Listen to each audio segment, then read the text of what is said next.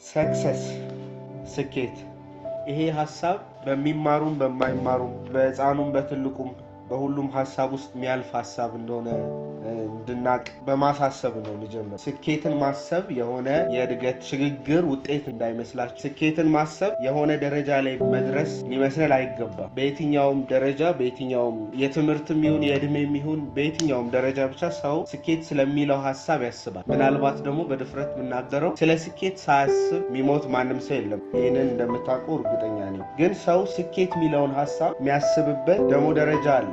ሰው ምናልባት የዚችን ምድር ሐሳብ ወይም የስጋውን ጥያቄ ወይም ለመኖር የሚያስፈልገውን ነገር ስለማሟላት ሲያስብ ስለ ስኬት ሊያስብ ይችላል። ወይ ደግሞ የስጋው ጥያቄ ሁሉ ተመልሶለት ስለ ህይወት ዓላማ ደግሞ ሲያስብ ስለ ስኬት ሊያስብ ይችላል። ስኬት የሚባለው ነገር የህይወታችን ጥያቄ ሲሆን ወይም ሁላችንም የምናስብበት ምክንያት ሕፃኑም ትልቁም ትንሹም ስኬት የሚባለው ነገር የሚያስበው።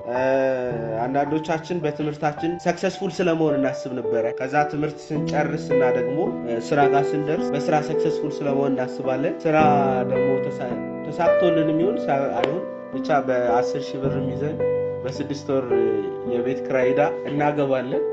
ከዛ በትዳር ደግሞ ሰክሰስፉል ስለመሆን እናስባለን። ከዛ ደግሞ ልጆች ይመጣሉ፣ በአባትነት ወይ በእናትነት ሰክሰስፉል ስለመሆን እናስባለን። ብቻ ኢን ጀነራል ሰክሰስ የሚባለው ነገር ሲመጣ ከሆነ ኃላፊነት ጋር ወይም ከሆነ ጥያቄ ጋር እንደሚመጣ እንድታስቡ ፈልጋለሁ። ስኬት የሚለውን ነገር ስናስብ ጥያቄን ማሰባል። የእኛን ጥረት የሚፈልግ ጥያቄ፣ የእኛን ብዙ ትጋት የሚፈልግ የሆነ ጥያቄ፣ እኛ ከሌሎች ጋር ተሳስረን ደግሞ እንድንኖር የሚያስገድደን የሆነ ጥያቄ። በራሳችን ብቻ ለምንድነው የማይሆነው? ያ ነገር ስለማይሳካ። ስለ መንፈሳዊነት እንኳን ስናስብ ስለ መንፈሳዊ ሊደሮች እናስባለን፣ ስለ ወንድሞች እናስባለን፣ ስለ ትጋት እናስባለን፣ ከኛ ስለሚጠበቅ ከሌሎች ስለምናገኘው ስለ ብዙ ነገር ነው የምናስበው። ስኬት ዓላማን ስለ መምታት ከማሰብ ከተጀመረ ስህተት ነው። ስኬት ግን ከጥያቄው ነው።